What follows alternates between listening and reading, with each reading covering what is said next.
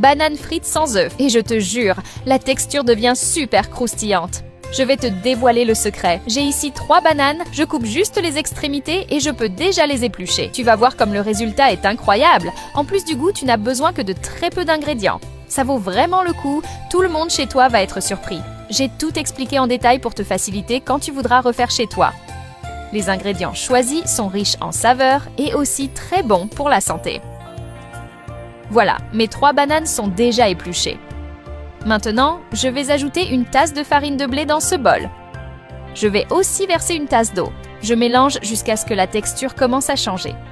Et avant que j'oublie, dis-moi de quelle ville tu me regardes pour que je t'envoie un câlin spécial. Le câlin d'aujourd'hui va pour Élodie Martin de Lyon. Je suis vraiment contente que tu apprécies nos recettes.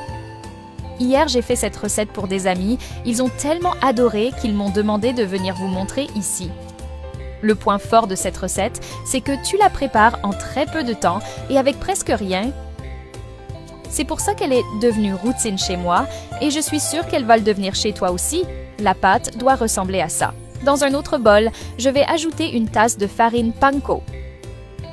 Cette combinaison va donner un goût incroyable à la banane. Je vais plonger les bananes dans la pâte et puis les rouler dans la farine panko. Je suis certaine que ça va devenir un classique chez toi, impossible d'en faire une seule fois. Le mélange farine plus eau crée cette base parfaite qui rend la croûte super croustillante. À chaque bouchée, tu sens le contraste. Croustillant dehors, tendre et chaud dedans. Il suffit d'enrober, de frire et voilà. En quelques minutes, tu as un vrai petit snack irrésistible. Étale bien la panure et répète avec les autres bananes. Parfait quand tu as envie de quelque chose de bon sans te compliquer la vie.